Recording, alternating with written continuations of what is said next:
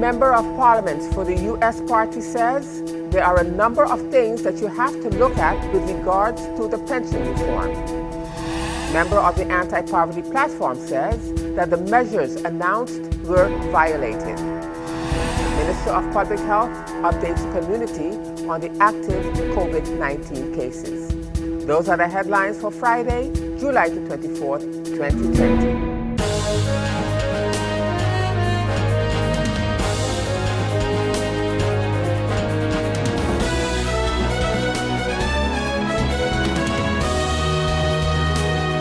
Good evening, everyone. This is SXM Daily News, and I am Valerie van Putten. And as usual, we have a packed newscast for you, so let's get started. In our first story for this evening, Minister of Public Health, the Honorable Richard Panafleck, held a live virtual press conference on Friday morning to announce the new COVID cases that were discovered on the island from July the 22nd, 23rd, and 24th. According to the minister, at a public briefing update, based on the available data, St. Martin has reached a new total of 94 COVID-confirmed cases. He expounds further.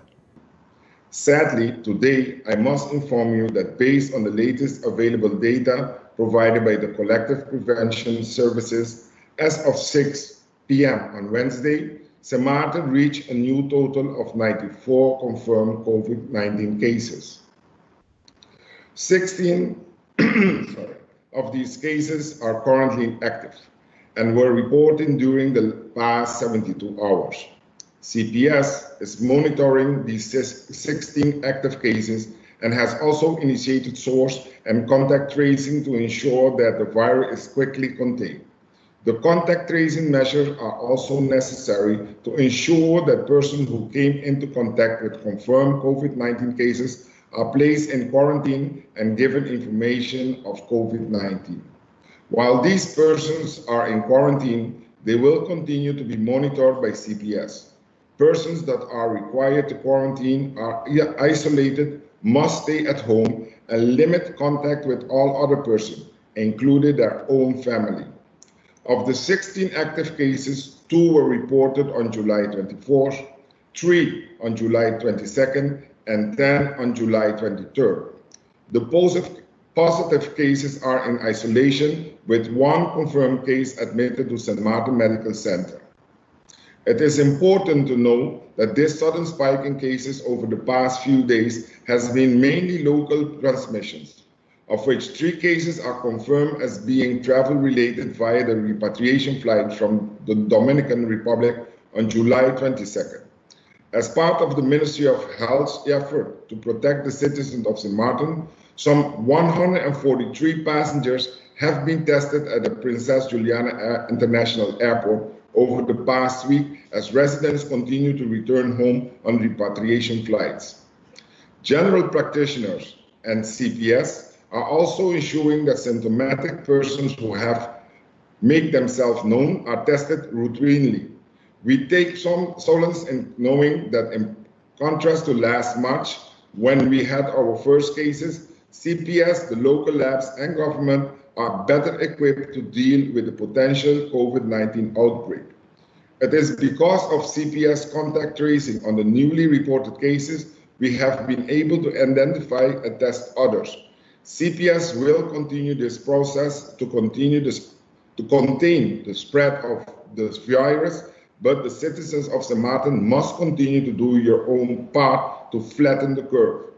This virus can only spread through human movement and contact. Therefore, I strongly urge the general public to remain vigilant and do everything necessary to mitigate the further spread of COVID-19 and keeping yourself safe.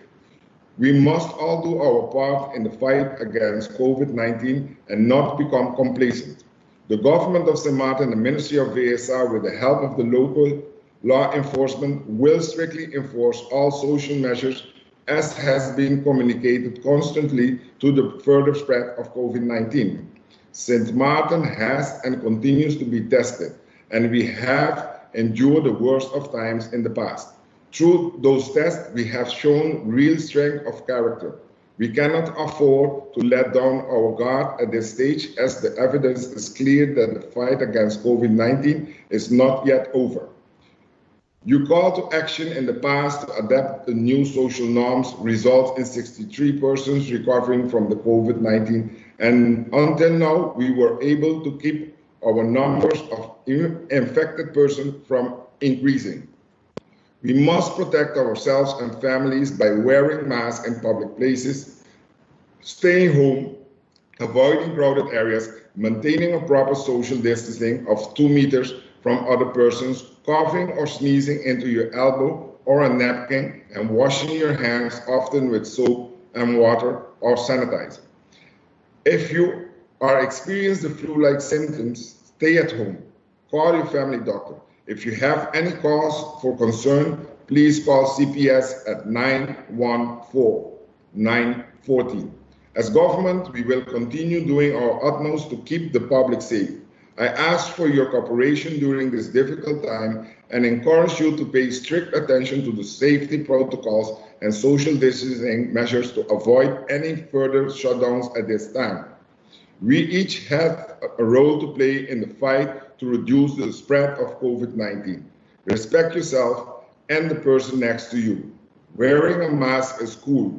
Not wearing a mask is cruel. Don't be cruel. Wear a mask, protect yourself and others. And the Prime Minister, the Honorable Sylvia Jacobs, speaking at the virtual Council of Ministers weekly press briefing on Wednesday last, is reminding the people of St. Martin that we are not COVID-free yet. The Prime Minister is also encouraging the community to do their part in continuing to do what you have to do to keep yourself safe. I would like to encourage the people of St. Martin that COVID-19, we would like to be COVID-free, and to be COVID-free would mean that everyone is doing their part. Of course, we've had a couple of cases resurge, and that is a clear indication, and even on the front side, whereby they had not traveled. So it has not totally disappeared. The confirmed cases are the only ones we can report on. So I'm asking the people of St. Martin to continue to do what you have to do to keep yourself safe, which is ensure you're wearing proper face covering, mask usage, social distancing of 1.5 to 2 meters from persons that are not within your family, not living in your home, and frequent hand washing. Remembering the respiratory etiquette, coughing and sneezing into elbows, using a tissue or napkin which you dispose of. And I would like to reiterate what another minister mentioned, I believe, in another setting, but something that has been I'm seeing all around the world, even in the international news. And we had started to discuss this during the COVID-19 when we were just coming out of the lockdown. The disposal of face masks, gloves, and other paraphernalia. Notwithstanding that, of course, plastic bottles, bags, etc. Not because we are paying persons to clean the side of the roads does that mean it is okay to dump things out of your windows. The cleaning, the roadside cleaning, is to clean back debris, brush, bushes and grass, etc. So I'm asking the people of St. Martin, as we work as a government, to bring back that awareness. It is up to you, it is up to me, for us collectively to take care of our beautiful country. So ensure that we are not littering, and we are moving further into the recycling, reusing, and reducing of our garbage. And in this weather-related item, the 7th named storm of the 2020 Atlantic hurricane season formed this week in the Atlantic Ocean east of the Caribbean island chain. It is a clear reminder once again that all have to be prepared according to the forecasters. This is the earliest 7th named storm to form on record and is the first tropical cyclone to develop in the tropics this season. Tropical storm Gonzalo is forecast to pass the Windward Islands, a portion of the southern Lesser Antilles, over the weekend as a hurricane and poses no threat to St. Martin. Boat owners are being advised by the Office of Disaster Management, the ODM, to once again review their hurricane preparatory plans so they can be ready to take action in the event of a storm or hurricane threat to the country. During the upcoming peak months of the 2020 Atlantic hurricane season, which is a little more than 3 weeks away, the ODM is requesting mariners to make special preparations to stay with friends or in a hotel and not to remain on their vessel during the passing of a hurricane while moored in the Simpson Bay Lagoon or in Oyster Pond. ODM is also calling on the marine community and service providers who have a direct relationship with mariners to also remind their clients about seeking a safe shelter or mooring in the event of a storm hurricane strike upon the country. For general information about preparing for a storm hurricane strike, you can visit the government website, which is www.stmartingov.org/hurricane, where you will be able to download your hurricane season readiness guide and hurricane tracking chart. Listen to the government radio station, which is 107.9 FM, for official information and news before, during, and after a hurricane. For official weather-related information, check out the website of the Meteorological Department of St. Martin, the MDS, at www.meteosxm.com. And please remember that it only takes one hurricane to make it a bad season. Be prepared this hurricane season. And still to come this evening, health insurance provider SXM speaks of other services that they will be providing online. We'll have the details to that story and much more when SXM Daily News returns.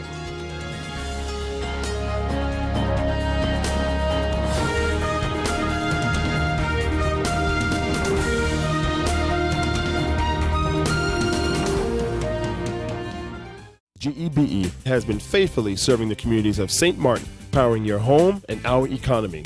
Come rain or shine, our qualified team of professionals are working hard 24 hours a day to provide you and your family with safe, reliable electricity and water. We use the latest technologies and test our products daily to maintain the highest international standards. Our friendly staff is always there to assist you, whether in person, over the phone, or online. We are committed to constantly improving our products and services, making them more efficient, effective, and environmentally friendly to serve you better today and our next generation of clients tomorrow. GEBE, powering a brighter future. Our friend Megawati is here with tips to save you energy. 1. Turn your airco temperature up. 2. Use a ceiling fan instead. 3. Buy energy-saving products. Save some green with NVGEBE. And welcome back, viewers. You're watching SXM Daily News.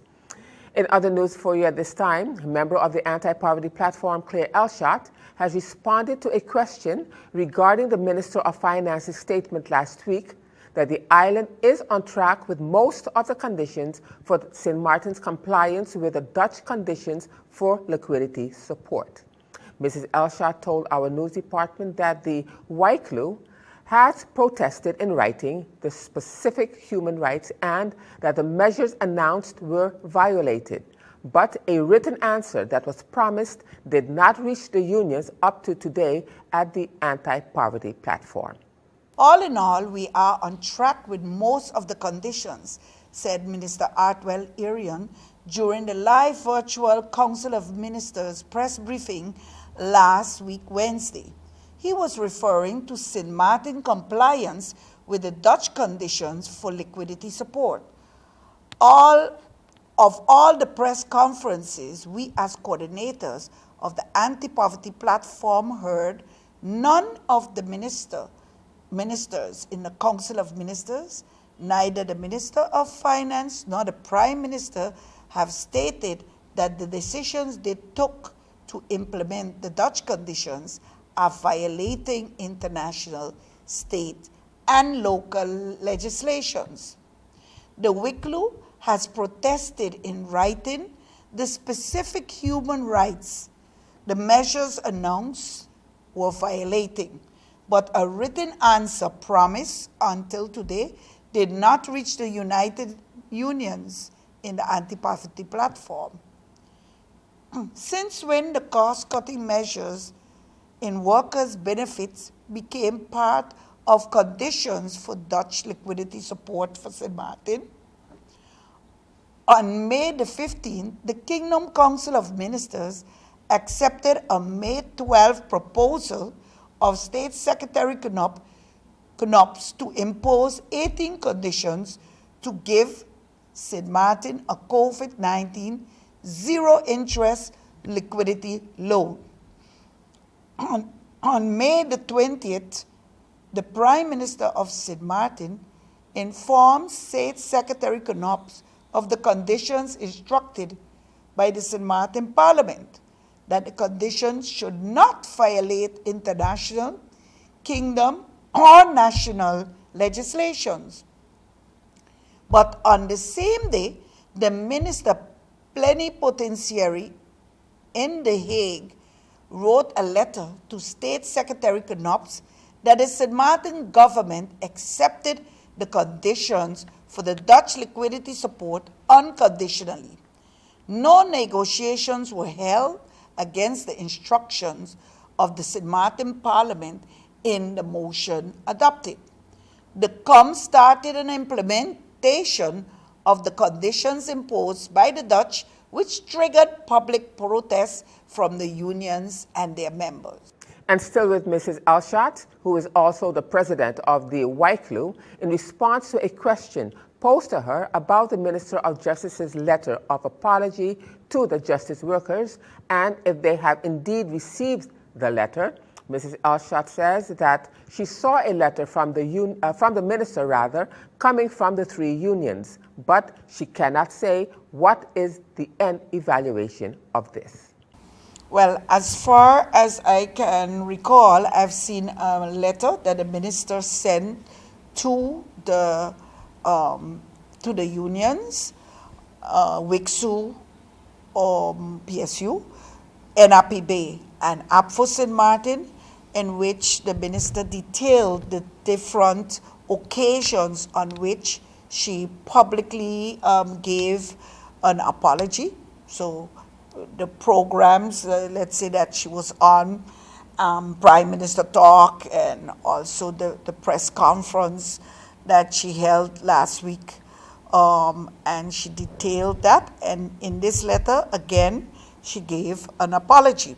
So it is, from my understanding, that the members, the persons that submitted these letters, or the members that submitted, was calling for a public apology or her resignation.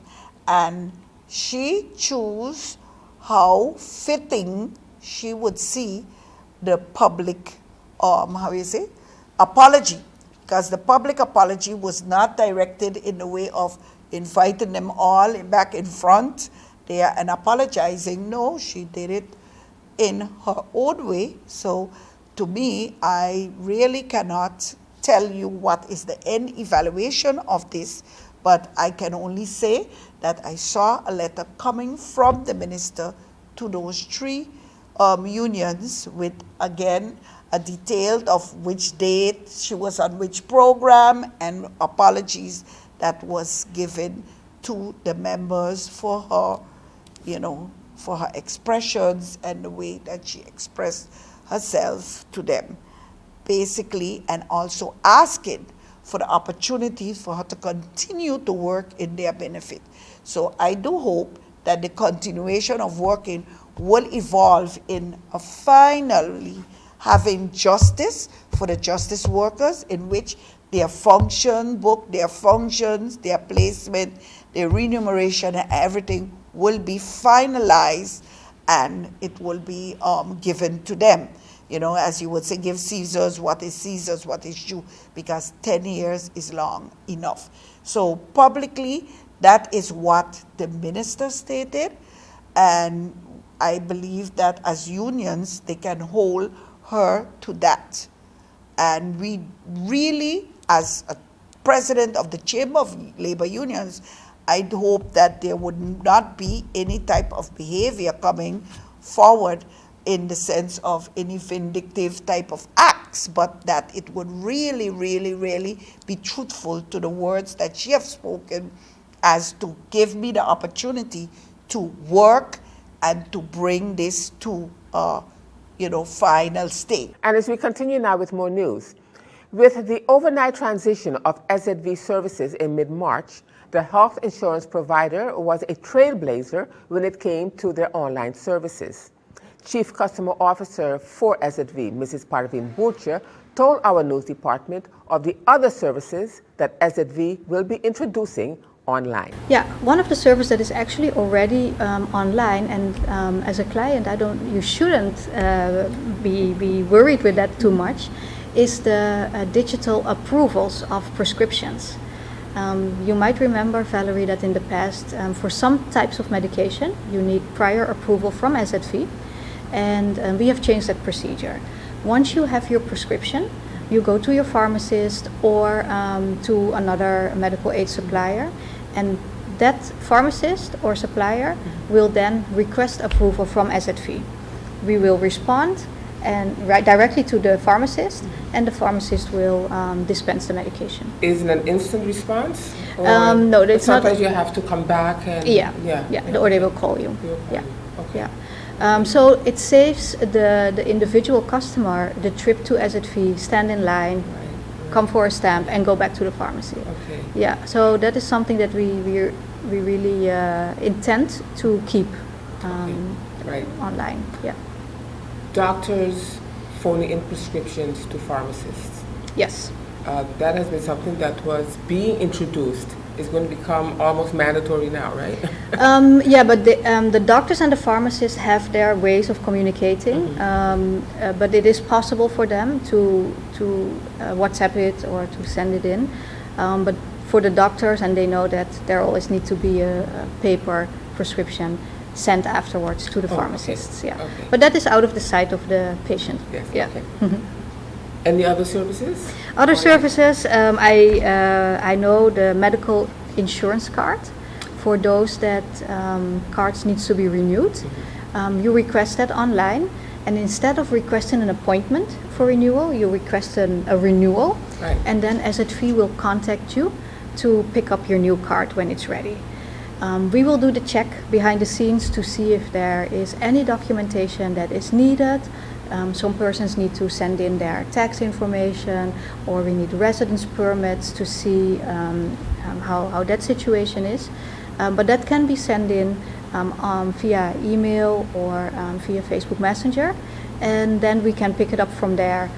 And as we continue with this evening's edition of SXM Daily News, and in news out of the island of Curacao, Independent Member of Parliament Renox Kalmas has lost confidence in Prime Minister Eugene Regenath in recent days.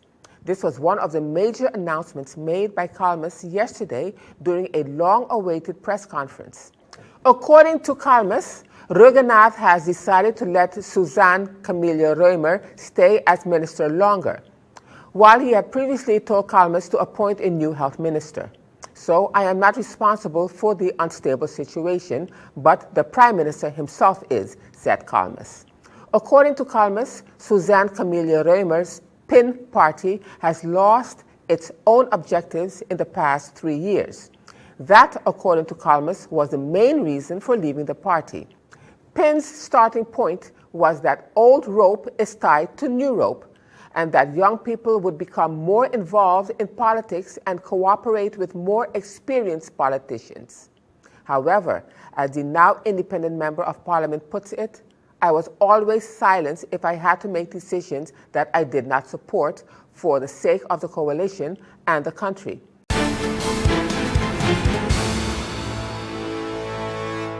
Now, turning to our weather forecast for July the 24th, 2020, pockets of moisture embedded in the wind flow may cause isolated showers across the local area.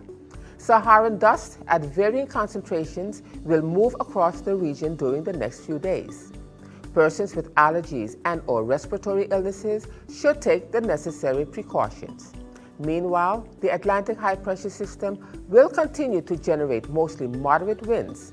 Seas are expected to deteriorate and peak at 9 feet over the next few days. Small craft operators and sea bathers should exercise caution. So the outlook through Sunday midday, partly cloudy and breezy with isolated showers possible. Now let's turn to your 3-day forecast.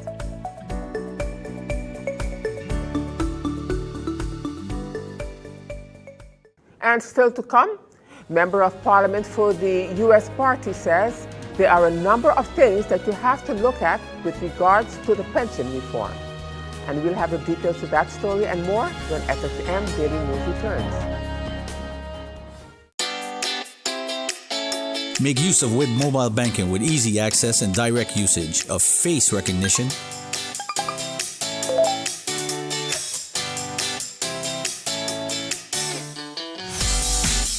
PIN code,